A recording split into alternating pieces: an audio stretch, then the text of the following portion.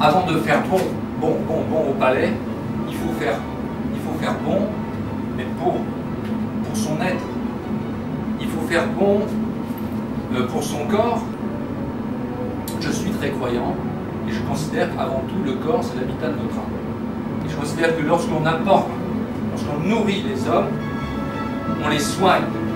C'est-à-dire on les soigne, on leur apporte un soin préventif.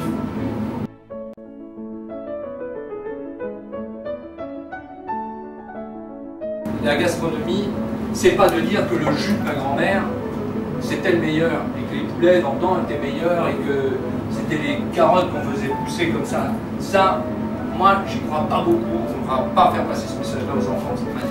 Par contre, si vous leur dites que le plus frais pêché, le plus frais cueilli, le mieux élevé, travailler avec la plus grande honnêteté dans ces produits-là, c'est la bascule de l'écologie dans l'alimentaire. Pourquoi aujourd'hui un gamin, vous lui donnez un morceau de pain de campagne, pour lui, c'est pas plus à l'autre bout de la planète qu'une graine de sésame, parce que la graine de sésame, depuis tout gamin, maintenant il en trouve sur son McDo. On peut jouer avec quelques saveurs, et puis après on peut aller plus loin, avoir une palette quasiment infinie. Je ne vois pas pourquoi vous n'auriez pas le droit d'utiliser racine de galanga à partir du moment où vous utilisez du poivre, vous utilisez la vanille, on utilise... je ne vois pas pourquoi, puisque vous utilisez bien Internet. Donc émotion, sincérité, honnêteté, le métier du cuisinier, qui commence quand même bien, lorsque tous les meilleurs produits sont sur la table. Parce que là, il faut commencer à le travailler, il faut le transformer, il faut le cuire, il faut l'assaisonner, il faut le marier, il faut l'emmener en température, ce combat avec le temps.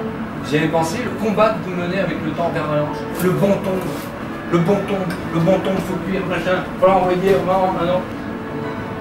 Et si on le gérait ce truc-là, c'est impensable.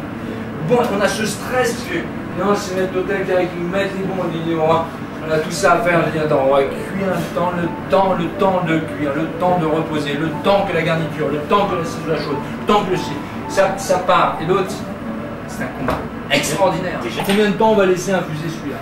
Combien de temps on va laisser cette herbe-là? Cette herbe qui est un peu amère, c'est l'autre qui est un peu douceâtre, qui va nous apporter un goût. C'est toujours cette notion.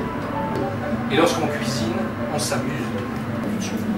Et dans ce jeu, dans la notion du jeu,